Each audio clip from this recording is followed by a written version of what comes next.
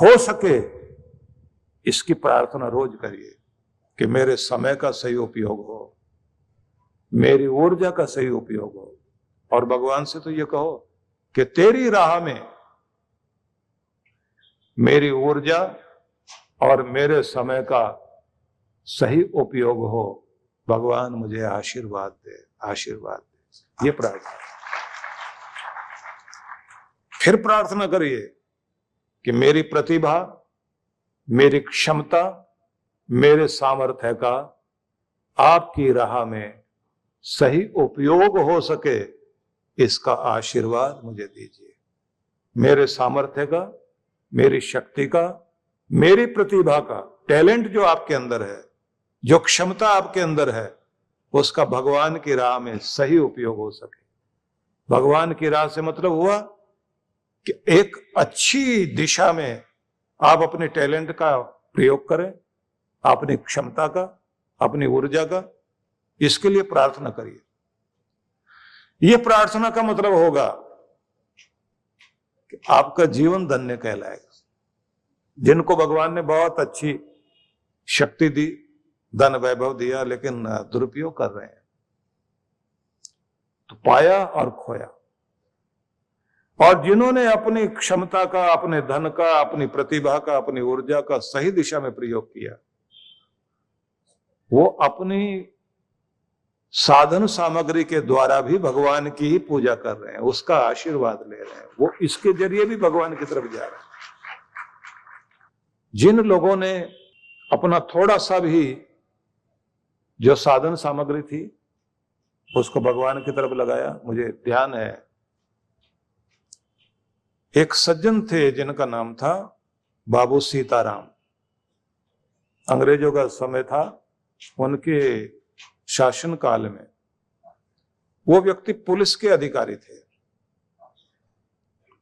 उस समय पुलिस अधिकारी होना एक बहुत बड़ी बात होती थी, लेकिन संतान कोई थी नहीं और खुद ऐब में गलत तरफ वो फंसे रहते थे।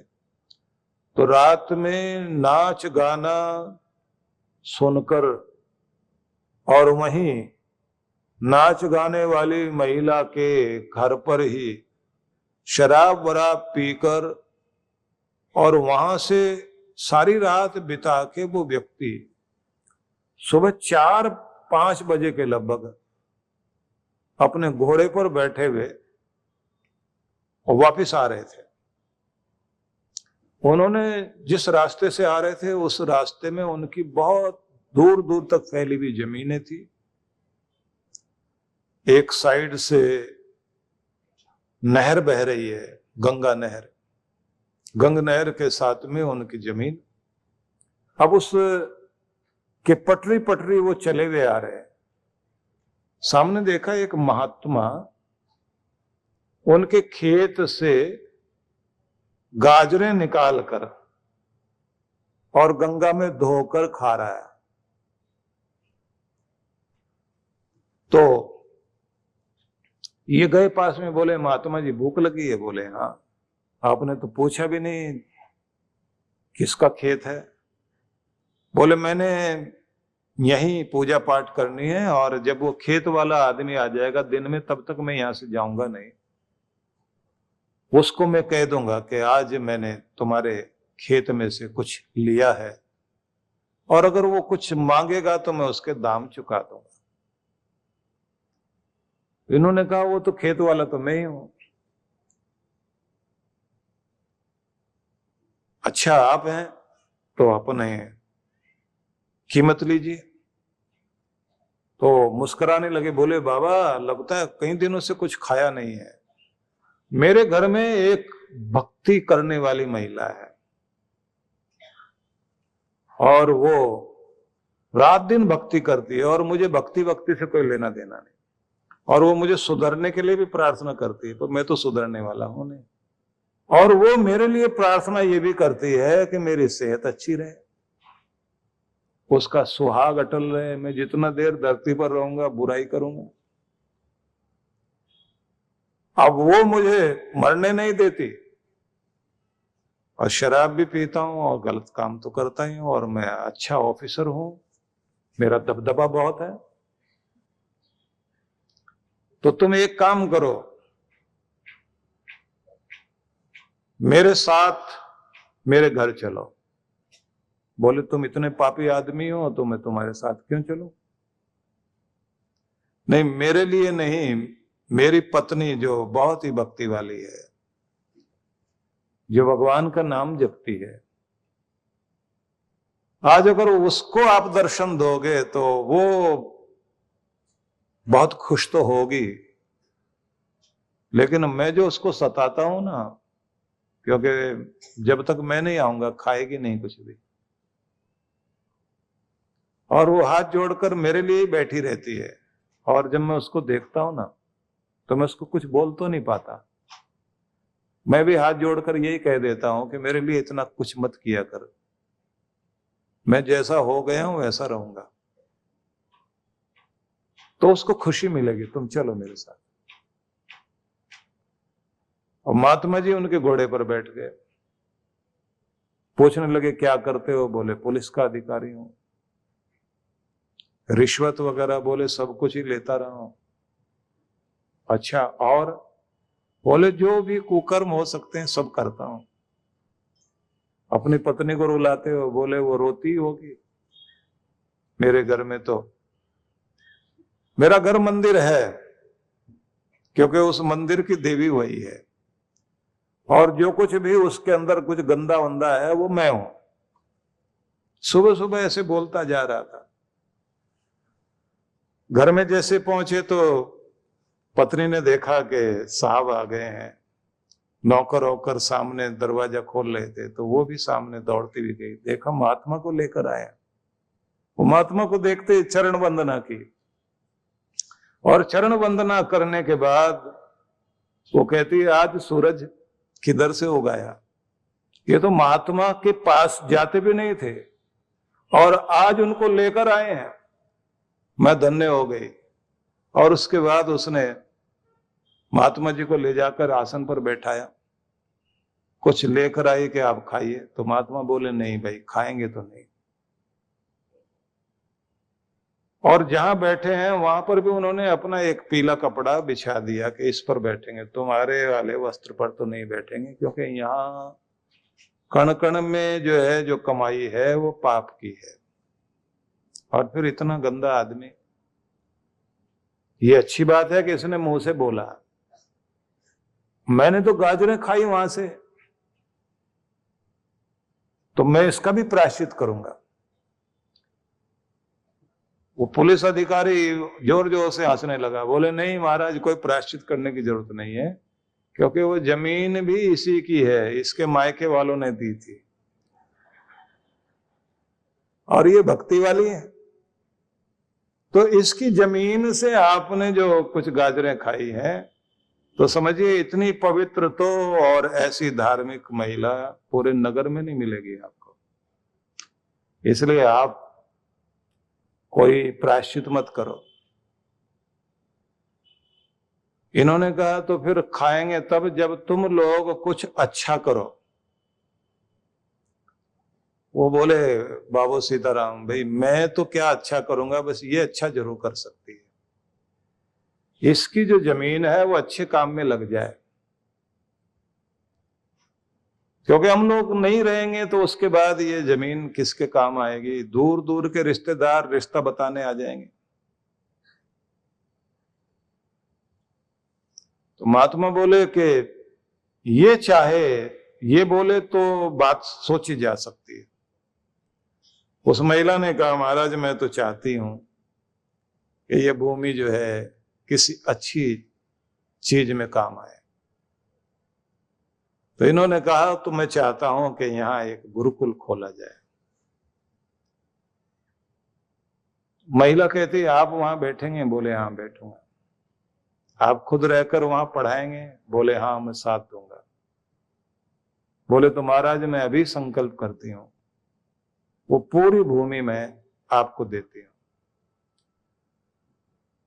और आप लोग देखिए कि उसमें एक गुरुकुल बना, गुरुकुल महाविद्यालय, और मैं आपको बताऊं कि मैं भी 2 वर्ष वहां पढ़ा हूं।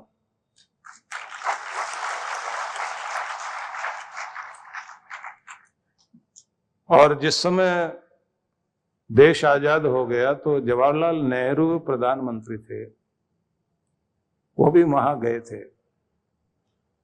और बाबू सीताराम, उनको भी न जाने क्या हुआ, उसके बाद उनकी शराब छूट गई, गलत काम छोड़ दिया, पुलिस की नौकरी भी छोड़ दी।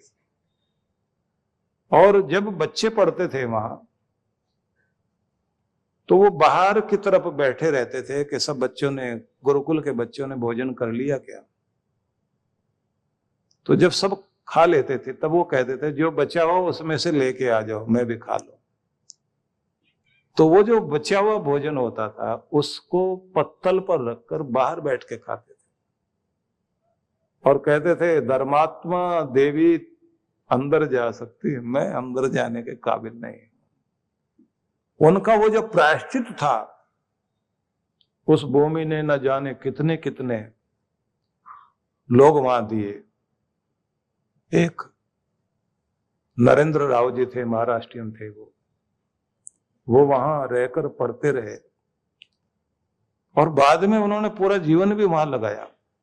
हैरानी की बात यह है कि नरेंद्र राव जी के घर से पत्र आते थे तो उन्होंने कहा था कि जब तक विद्या पूरी ना हो तो घर के किसी भी पत्र पर मुझे ध्यान नहीं देना, क्योंकि मैंने गुरु का होके रहना, गुरु के विद्या को पढ़ना और उसी में ध्यान देना। तो जो भी लेटर आते थे तो वो तकिए के नीचे, अपने बिस्तर के नीचे डाल देते थे। 4 साल जब पूरे हो गए तो एक दिन उन्होंने सारे पत्र निकाले और पत्र निकाल के जो पढ़ना शुरू किया, पता लगा किसी में माँ बीमार, किसी में पिता बीमार, और ऐसे करते करते सारा पढ़ने के बाद पता लगा कि घर में उनके कोई बच्चा नहीं, कोई भी नहीं घर में बचा। तो उसके बाद गुरु के पास गए और जाकर बोले अब घर तो यही है, जिंदगी इधर ही लगानी। और आप सोचिए कि भारत की आजादी से लेकर के और समाज उत्थान के लिए भी उन्होंने जीवन लगाया। अद्भुत लोग हुए दुनिया में। कमाते तो सब लोग हैं, लेकिन आपकी कमाई भी अगर ईश्वर से जोड़ दे आपको तो इससे बढ़िया बात क्या हो सकती है। किसी की जिंदगी में भक्ति उतर जाए, क्या कमाल करती है। और जहां ये विद्यालय बना उसके साथ में दूसरी साइड में फिर गुरुकुल कांगड़ी भी बना। वहां स्वामी श्रद्धानंद रहते थे, ये स्वामी दर्शनानंद होते थे। एक अलग तरह का वातावरण बना। मैं आपको ये बताना चाहता हूं, किसी जिंदगी में कितना भी अंधेरा रहा हो, किसी घर में कोई भक्ति करने वाला हो ना, एक अकेला भक्ति करने वाला हो, दुनिया बदल सकती है। देर लग सकती है, लेकिन ये भक्ति तो ऐसी क्रांति है, आपको दूर तक लेकर जाएगी। लोग सुधारे पर लोग सुधारे। आप सोचिए कि उनकी पत्नी का तो नाम इतना कोई जानता भी नहीं होगा, लेकिन बाबू सीताराम को जरूर लोग याद करते हैं कि जिंदगी बदली तो इतनी बदली कि सेवक और चौकीदार बन करके गुरुकुल के बाहर की तरफ वो रहता था, उस जमीन पर। वहीं कुछ खेती बाड़ी करा दी, सब्जियां उगा दी, बच्चों के लिए जो सब्जियां जा रही है। अद्भुत दृश्य उपस्थित किया। ये त्यागी, तपस्वी, भक्ति से भरपूर लोग जिस तरह से अपने जीवन को धन्य करते हैं। दुनिया में आए हैं, एक न एक दिन तो समाप्त हो ही जाएगा जीवन, लेकिन जियो तो ऐसे जियो कि जैसे आकाश में नक्षत्र चमकता है, ऐसे स्टार बन के चमकते रहो, सितारे बन जाओ। सितारा बन गया वो आदमी, अंधेरे से निकलकर इतनी ऊंचाई पर पहुंच गया। अब किसी की भूमि मंदिर के काम आए, आश्रम के काम आए, गुरुकुल के काम आए, धर्मशाला के काम आए, कोई भी पवित्र कार्य में लग जाए, अब उसमें जो पुण्य जितना भी बढ़ेगा वो पुण्य उसके खाते से जुड़ता रहेगा। तो आपका धन भी आपको धन्य करे, आपकी साधन सामग्री ईश्वर की तरफ लेकर जाए। आपके पास जो भी कुछ है वो आपका भी भला करे, आपके परिवार का भला करे, लोक को सुधारे, परलोक को सुधारे। कृष्ण भगवान गीता में ये सब समझाते हैं कि तुम अपने कर्तव्य को करो और जो अकर्तव्य है उससे दूर हटकर जीवन को भक्ति में बनाकर धन्य करें। इसलिए जब वो कहते हैं कर्म में कुशलता को अपनाओ, इसको योग कहते हैं, योग कर्मसु कौशलम।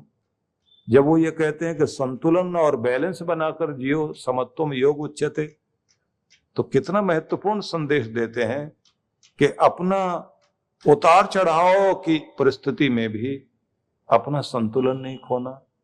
और जब वो ये कहते हैं निश्चय दृढ़ करो लेकिन योग युक्त होकर रहो, मतलब उस प्रभु से, परमात्मा से निरंतर जुड़े रहना, उससे मिले रहना, ये लक्ष्य आपका बना रहे, इससे कभी भी दूर ना हटें।